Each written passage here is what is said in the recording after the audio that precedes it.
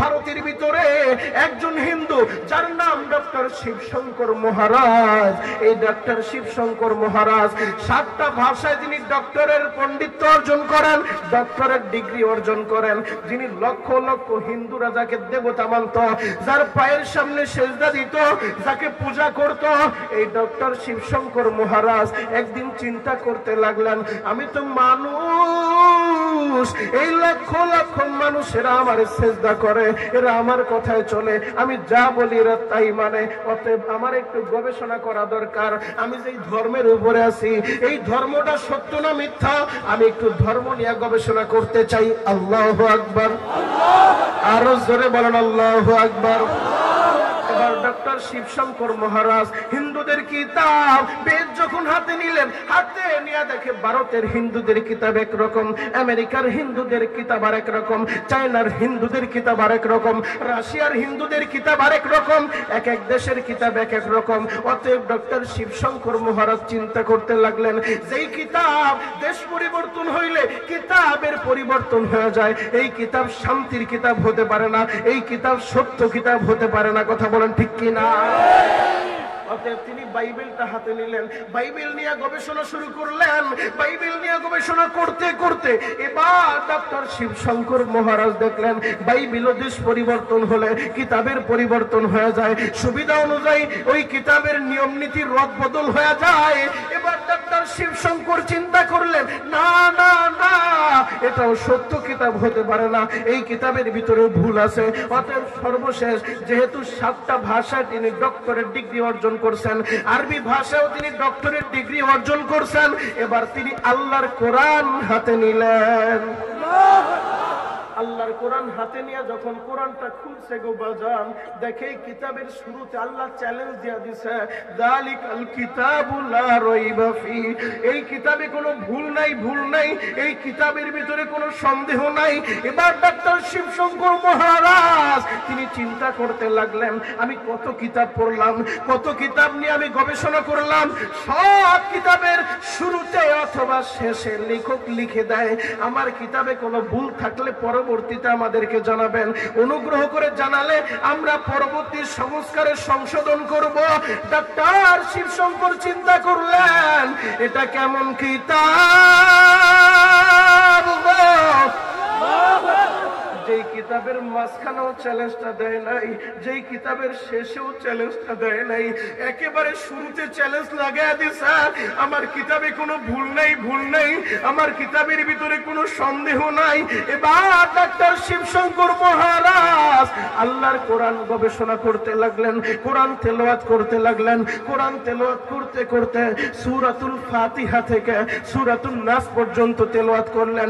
Completely 30 পারা কোরআন তেলাওয়াত করার পর এবার ডক্টর ডাক দিয়ে বলে, যেই ধর্মগ্রন্থের শুরুতে চ্যালেঞ্জ দেওয়া, এই ধর্মগ্রন্থের ভিতরে আমি ডাক্তার কোনো ভুল পাইলাম না, আমি ডাক্তার কোনো সন্দেহ পাইলাম না। অতএব যেই কিতাবের ভিতরে কোনো ভুল নাই, সেই কিতাবের ভিতরে কোনো সন্দেহ নাই, নিঃসন্দেহে এই ধর্ম সত্য। কথা বলেন ঠিক কিনা? যেই ধর্মের নাম, সবাই বলেন না, আরো জোরে বলেন না, যেই ধর্মের নাম ইসলাম, যেই ধর্ম সম্পর্কে আমার আল্লাহ বলে ইন্নাদ-দীনা ইনদাল্লাহিল ইসলাম, নিশ্চয়ই আল্লাহ তাআলার কাছে মনোনীত গ্রহণযোগ্য একমাত্র ধর্ম, যেই ধর্মের নাম হলো ইসলাম। এবার ডক্টর শিবশঙ্কর চিন্তা করতে লাগলেন, যেই ধর্ম সত্য, আমি ডক্টর শিবশঙ্কর ওই ধর্মই গ্রহণ করতে চাই।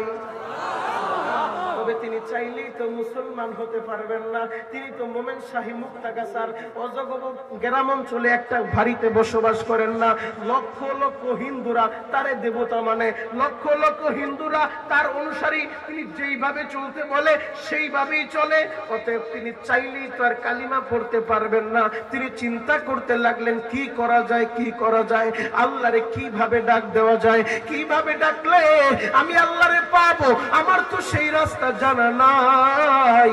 এবার রাত্রিবেলা বিবিরে ডাক দিয়ে বলে, ও প্রাণের বিবি রে, আজকে রাত্রে তুমি একটু আলাদা রুমে ঘুমাইবা। বিবি বলে, স্বামী গো, কেন আলাদা রুমে ঘুমাইবো? বিবি, কোনো প্রশ্ন করবা না, আমার জরুরি কাজ আছে, তুমি একটু আলাদা রুমের ভিতরে ঘুমাইতে চলে যাও গো বিবি। বিবির আলাদা এবার ডক্টর শিবশঙ্কর মহারাজ ঘরের দরজাটা বন্ধ করে দিয়া ভালো একটা জায়নামাজের মতো পবিত্র বিছানা বিছাইয়া ওই বিছানার উপরে বালিশটা রাখিয়া আল্লাহর কোরআন হাতে নিলেন। আরো আসতে বলেন আল্লাহর কোরআন হাতে নিয়ে এবার ডাক্তার শিবশঙ্কর চোখের পানি ছাড়ে আর কোরআন তেলাওয়াত করে। কোরআন তেলাওয়াত যতই পড়ে ততই মজা লাগে। আর এটা তো এমন এক কিতাব, আমার আল্লাহ কত সুন্দর করে এই কোরআনটা সাজাইছে। আপনি যখন কোরআন তেলাওয়াত করবেন কোন কোন সূরা আমার আল্লাহ এইভাবে সাজাইছেন, শেষে শুধু সিন লাগায় দিবেন, কুল আউযু বিরাব্বিন নাস মালিকিন নাস ইলাহিন নাস মিন শাররিল ওয়াসওয়াসিল খান্নাস। আপনি আয়াত পড়বেন, সব আয়াতের শেষে শুধু সিন। আবার কোন কোন আয়াতের শেষে আমার আল্লাহ কফ দিয়ে সাজাইলেন, কুল আউযু বিরাব্বিল ফালাক মিন শাররি মা খালাক। আপনি আয়াত পড়বেন, শেষে আমার আল্লাহ কফ দিয়ে সাজাইলেন। আবার কোন কোন সূরার শেষে শুধু আমার আল্লাহ দাল দিয়ে সাজায় রাখছেন, কুল হুয়াল্লাহু আহাদ আল্লাহুস সামাদ। আপনি আয়াত তেলাওয়াত করবেন, শেষে আমার আল্লাহ দাল দিয়ে সাজায় রাখছেন। হে মুমিন শাহিরি যুবক রে, এবার ডক্টর শিবশঙ্কর যতই তেলাওয়াত করে ততই মজা লাগে। চোখ দিয়া পানি ঝরতেছে আর ডাক দিয়ে বলে, ও জমিনের মালিক, তোমারে কিভাবে ডাকলে পাওয়া যায় আমি ডক্টরের জানা নাই গো। কিভাবে ডাকলে তুমি আমার ডাকে সাড়া দিবা তাও তো আমার জানা নাই। আমি তেলাওয়াত করতেছি, আমার মজা লাগতেছে। তেলাওয়াত করতে করতে যখন কোরআনের আয়াত তিনি পেয়ে গেলেন, উদউনি আস্তাজিব লাকুম, আল্লাহ বলে বান্দা রে আমি আল্লাহরে ডাক দিবি, তোরা ডাক দিলেই আমি তোদের ডাকে সাড়া দিব। হে মোমেন শাহী মুক্তাগাছার আমার আশিক রাসূল ভাইরা, আমার দাড়ি পাকা বাজানেরা, আমার পর্দার আলে মা বোনেরা, ঠান্ডা মাথায় বিবেক দিয়ে চিন্তা করো, আমার আল্লাহ আমাদেরকে কত ভালোবাসেন, কত মোহাব্বত করেন। আমার আল্লাহ যখন আমাদেরকে দুনিয়ায় পাঠাইবেন, আপনি আর আমি যখন আমার মায়ের গর্ভের ভিতরে ছিলাম, আল্লাহ তাআলা ফেরেশতাদেরকে ডাক দিয়ে বলে, ফেরেশতারা রে আমার বান্দাদের হাতের জায়গায় তোমরা হাত লাগায় দাও, পায়ের জায়গায় পা লাগায় দাও, আঙ্গুলের জায়গায় আঙ্গুল সেটিং করে দাও, বুকের জায়গায় বুক লাগায় দাও, পেটের জায়গায় পেট লাগায় দাও, পিঠের জায়গায় পিঠ লাগায় দাও। ফেরেশতারা এই বডিটা সেটিং করতেছে, বডিটা সেটিং করতেছে। ইন দি মিন টাইমে ফেরেশতারা যখন চেহারার দিকে হাতটা বাড়ায় দেয়, আল্লাহ ডাক দিয়ে বলে, ফেরেশতারা রে খবরদার চেহারার ভিতরে কিন্তু হাতটা দিবি না। ফেরেশতারা বলে, আল্লাহ কেন? তুমি তো দায়িত্ব দিলা, হাতের জায়গায় হাত সেটিং দিয়া দিলাম, পায়ের জায়গায় পা সেটিং দিয়া দিলাম। ও দয়ার আল্লাহ, আমরাই তো বডিটা সেটিং দিতেছি, কেন চেহারার ভিতরে হাত দিব না? আল্লাহ বলে, ফেরেশতারা রে আমার বান্দার চেহারা আমি আল্লাহ আমার কুদরতি হাত দিয়া সেটিং দিয়া দিব, আমার কুদরতি হাতে সেটিং দিয়া দিব। হে মুক্তাগাছার যুবক, আল্লাহ জবান দিয়া আল্লাহ আমাদেরকে যখন দুনিয়ায় পাঠাইলেন, দুনিয়াতে আসার পর আমরা যখন আমাদের মাকে মা বলে ডাক দেই গো, আমাদের মায়ের কলিজা ঠান্ডা হয়ে যায়। সন্তান যখন বাবারে বাবা বলে ডাক দেয় গো, বাবার কলিজাও ঠান্ডা হয়ে যায়। মানুষ যখন তার নেতারে নেতা বলে ডাক দেয়, নেতার কলিজা ঠান্ডা হয়ে যায়। অফিসের কর্মচারী যখন বসের বস বলে ডাক দেয়, বস খুশি হয়ে যায়। ছাত্র যখন তার ওস্তাদের মোহাব্বত করে ওস্তাদ জি বলে ডাক দেয়, ওস্তাদও খুশি হয়ে যায়। এ মুক্তাগাছার যুবক, হে মুক্তাগাছার দাড়ি পাকা বাজানরা, হে মুক্তাগাছা পর্দার আমার মা বোনেরা, একটা বার চিন্তা করো গো, আমার আল্লাহ তো আমাদেরকে এই জবানটা দিয়ে দিছে। আল্লাহর দেওয়া জবান দিয়া মারে মা বলে ডাক দিলা, বাবারে বাবা বলে ডাক দিলা, নেতারে নেতা বলে ডাক দিলা। এই জবানের দিকে তো আমার আল্লাহ তাকায় রইছে, দুই ঠোঁটের মধ্যখানে আল্লাহ তাকায় রইছে। আমার বান্দা আমারে ডাক দিব, আমার আমি আল্লাহ ডাকে সাড়া দিতে দেরি করব না। এ মুক্তাগাছার যুবক রে, হাত দুইটা উপরের দিকে উঠাইয়া পাগলের মতো চোখে পানি দিয়া আমার আল্লাহরে ডাক দাও তো আল্লাহ। আরো জোরে ডাক দাও বাজান আল্লাহ। এ যুবক ডাক দাও আল্লাহ। এ যুবক কান্না না আসলো কান্নার ভান ধরো, আল্লাহর দেহ জবান দিয়া আমার আল্লাহর মোহাব্বতে ডাক দাও আল্লাহ। আল্লাহ ও জমিনের মালিক, কুদরতের নজরে তাকা দেখো এই হাজার হাজার মুসলমান, এরা খাবারের লোভে জায়গায় আসে নাই, এরা টাকার লোভে জায়গায় আসে নাই। ও দয়ার আল্লাহ, এরা তোমার পাগল, এরা তোমার নবীর পাগল, এরা ইসলামের পাগল, এরা কোরআনের পাগল।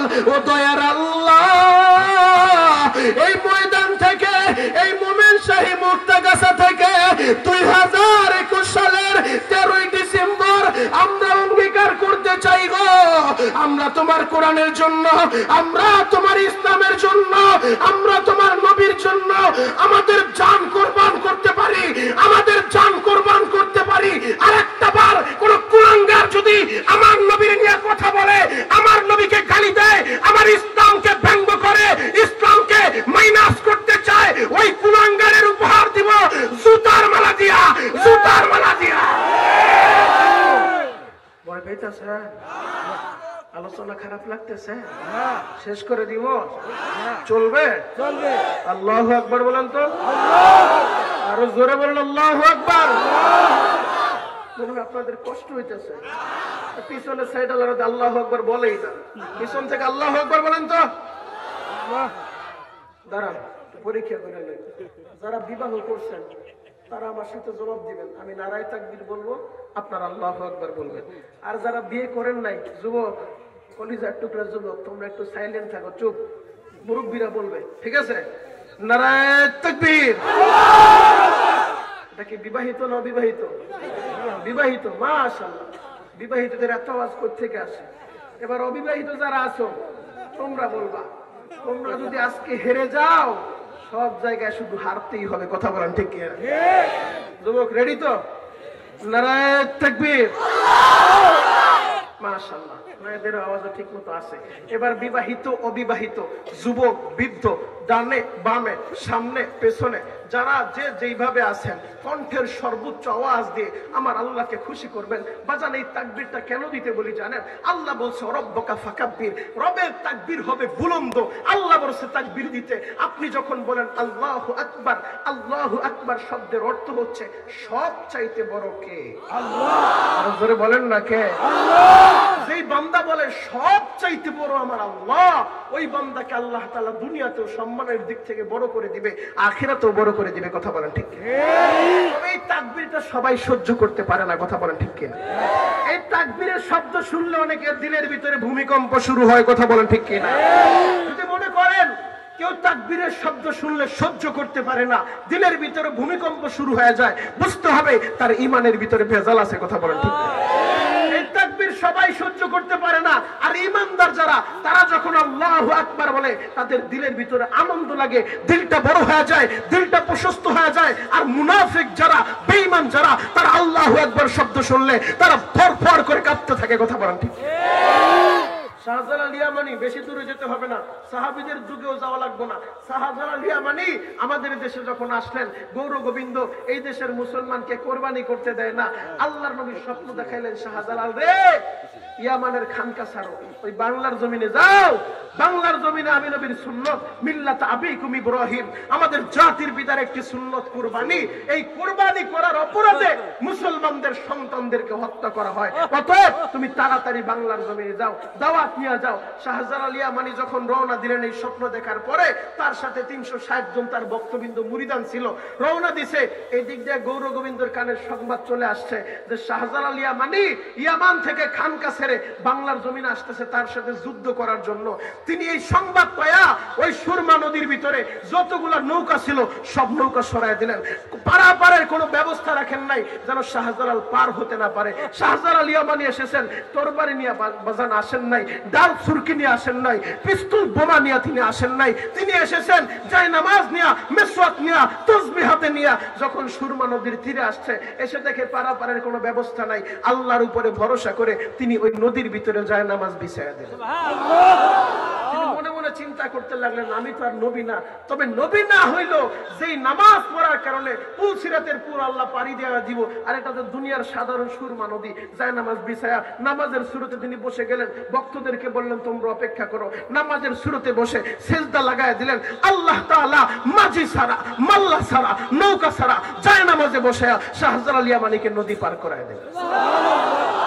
ভক্তরা নদী পার হয়ে গেছে। পার হওয়ার পরে এবার শাহজালাল ইয়ামানি গৌর গোবিন্দের বিল্ডিং এর সামনে দাঁড়ায় বড় একটা বোমা মারেন নাই, ককনেট মারেন নাই, গুলি করেন নাই, ডাল সুরকি বের করেন নাই, দাঁড়ায় বলছেন আমার মুরিদদের মধ্য থেকে একজন দাঁড়াও, এমন একজন দাঁড়াইবা যে কোনোদিন জিন্দেগিতে ফরজ নামাজ কাজা করো নাই, যে কোনোদিন আসরের আগের 4 রাকাত সুন্নত ছাড়ো নাই, ওই লোকটা দাঁড়াও।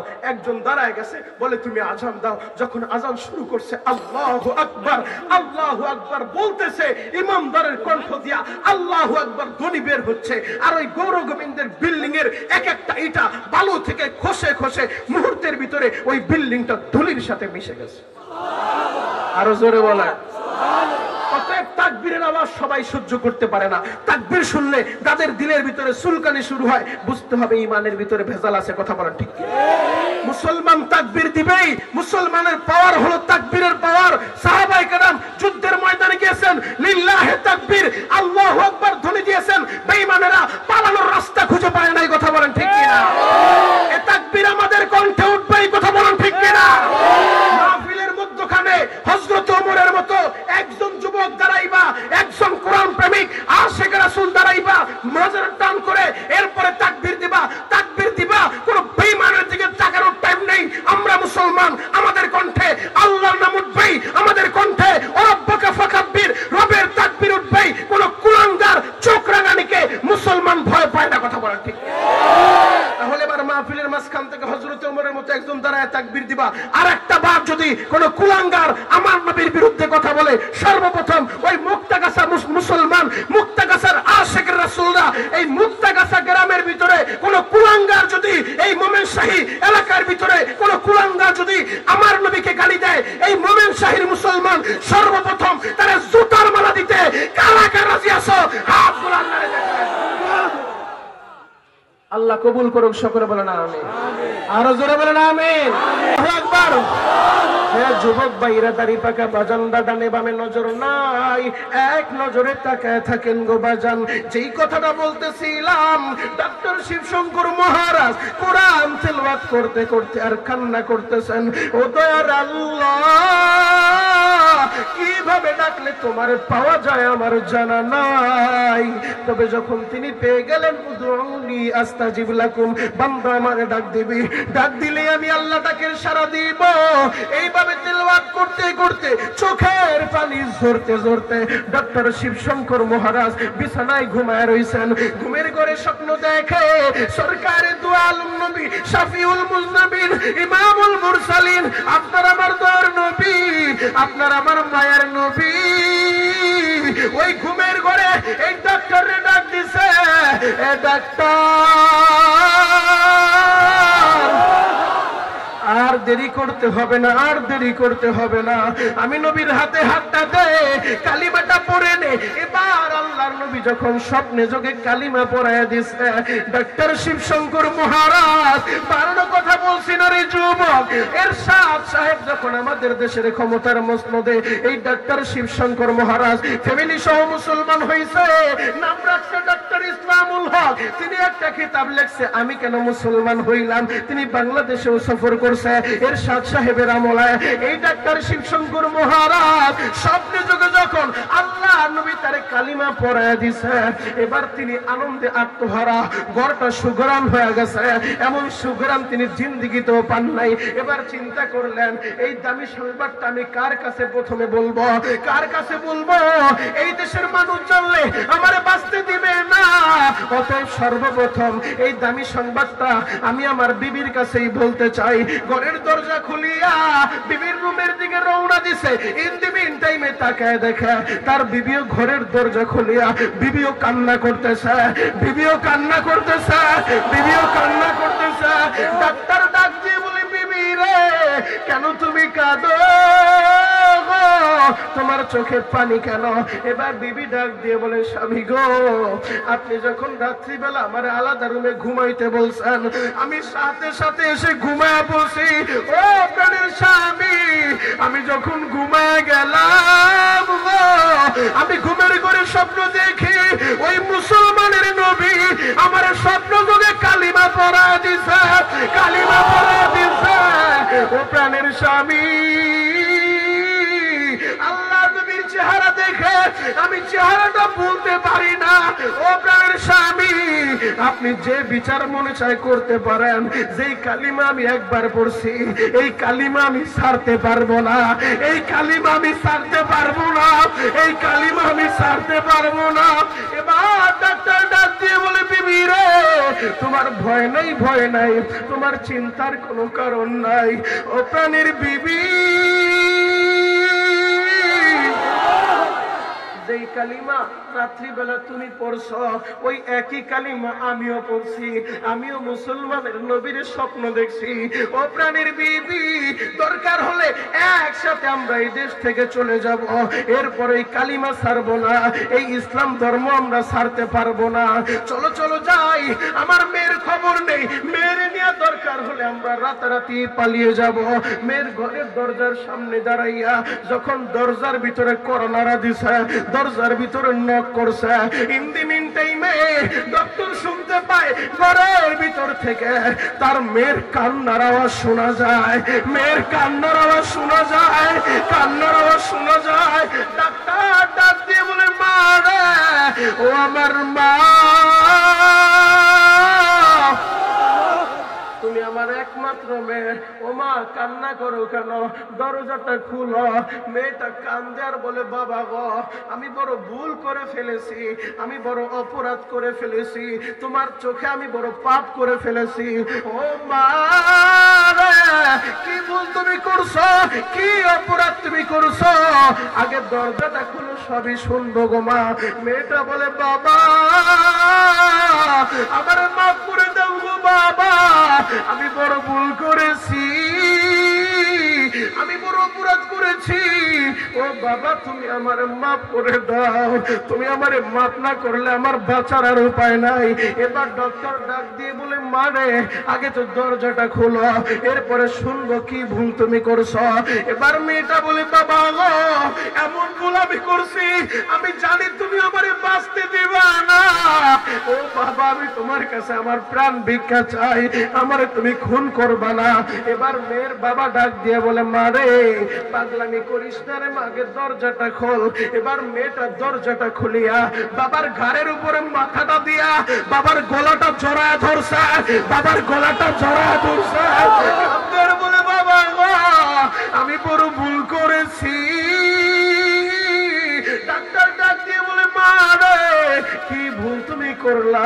এবার মেয়েটা কাম দেয়ার বলে, বাবা গো, আমি যখন ঘুমায় রয়েছি, আমি ঘুমের ঘরে স্বপ্ন দেখি ইসলামের নবী, মুসলমানের নবী আমার স্বপ্ন যোগে কালিমা পড়ে দিছে, কালিমা পড়ে দিছে, কালিমা পড়ে দিছে। ও প্রাণীর বাবা, জীবনে তোমার অবাধ্য আমি হই নাই গো, তবে নবীর যে আমি স্বপ্ন দেখছি, আমি যে কালিমা পড়ছি, এই কালিমার জন্য, এই নবীর জন্য আমি আমার জীবনটাও দিয়া দিতে পারবো, আমি আমার জীবনটাও দিয়া দিতে পারবো, আমি কালিমা ছাড়তে পারবো না। ও প্রাণের বাবা, তুমি আমারে ক্ষমা করে দাও, দরকার হলে আমারে তুমি সুযোগ দাও, এই দেশ থেকে আমি অন্য কোথাও পালায় যাই, আমার পরিচয় তোমার দেওয়া লাগবে না, এরপরেও তুমি আমার হত্যা করিও না। এবার ডাক্তার ডাক দিয়ে বলে, মা যেই ভুল তুমি করছো একই ভুল তোমার মাও করছে, একই ভুল তোমার বাবাও করছে, অতএব যদি বাঁচতে হয় আমরা তিনজন একসাথে ঈমান আর ইসলাম নিয়ে বাঁচতে চাই, যদি মরতে হয় ঈমান নিয়েই মরতে চাই। রাজি আছেন না নাই? আরো জোরে বলেন, রাজি আছেন না নাই? চিন্তা করে দেখেন, হিন্দুর বাচ্চারা আল্লাহ তাআলা হেদায়েতের মালা পরায়া ইসলামের জন্য জীবন দিতে চায়, কোরআনের জন্য জীবন দিতে চায়, আর তুমি টাকার মালিক হয়ে ইসলামকে মাইনাস করতে চাও, 2 দিনের ক্ষমতা। আরে আল্লাহ সকাল বেলার ধনীরে বিকাল বেলা ভিক্ষার ঝুলি হাতে লাগায়া ওই মুক্তাগাছা চৌরাস্তায় বসাইতে পারে, কথা বলেন ঠিক? তুমি সকাল বেলার শিল্পপতি, বিকাল বেলা ভিক্ষার ঝুলিটা আল্লাহ হাতে ধরায় দিব মুক্তাগাছা শিল্পকলা একাডেমির সামনে, মুক্তাগাছা কলেজের সামনে আল্লাহ তোমারে বসায় দিব। আল্লাহ পারে কি পারে? আরো জোরে বলেন, পারে কি পারে না? বেশি দূরে যেতে হবে না, বিবেক দিয়ে চিন্তা করো। সকালবেলা যেই লোকটা ক্ষমতার দাপটে ইসলামকে মাইনাস করে দিবে, সংবিধান থেকে বিসমিল্লাহকে উৎখাত করে দিবে, দেখেন আমার আল্লাহ কি না পারে। বিকাল বেলা তার ক্ষমতা হারায়া আজকে সে দেশে দেশে ঘুরে, কোন দেশ তারে নিতে চায় না। যেমনি ভাবে ইব্রাহিম নবীর বিরোধিতা করেছিল নমরুদ, টিকতে পারে নাই। মুসা নবীর বিরোধিতা করেছিল ফিরআউন, টিকতে পারে নাই। আমাদের নবীর বিরোধিতা করেছিল আবু জাহেল, উতবা, সাইবা, টিকতে পারে নাই। এই কোরআনের বিরুদ্ধে যারাই লড়ছে তারাই মরছে, এই ইসলামের বিরুদ্ধে যারাই যাবে তারাই মরবে। ঠিক তেমনি ভাবে বর্তমানেও যারা এই কোরআনকে মাইনাস করতে চাইবা, ইসলামকে মাইনাস করতে চাইবা, তোমারে আল্লাহ মাইনাস করে এদেশের জনগণের জুতার মালা দিয়া জায়গাও পাইবা না, বিমানে বিমানে ঘুরবা, কোন দেশ তোমারে নিবে না, কেউ তোমার জায়গা দিবে না, কথা বলা ঠিক? সাধু সাবধান হয়ে যাও, এখনো সময় আছে। সম্পদ চিরস্থায়ী না, ক্ষমতা চিরস্থায়ী না। যুবক, কোন দিনের পিছনে পড়িয়া, কোন টাকার পিছনে পড়িয়া, কোন নেতার পিছনে পড়িয়া যৌবনটা শেষ করে দিলা? যুবক, আমি তোমার মতো একটা যুবক সন্তান, পায়ে হাত রেখে বলি, ভাই এই যৌবন চিরস্থায়ী না। আজকে তোমার যৌবন আছে, তোমার যৌবনেও ভাটি লাগবে। আজকে তোমার টাকা আছে, এই টাকা এক সময় থাকবে না। 30 বছর আগে, আজকে তো তুমি শিল্পপতি হইছো, 30 বছর আগে তালাশ করে দেখো তোমার বাবা পরের জমিতে কামলা দিত, কথা বলেন ঠিক?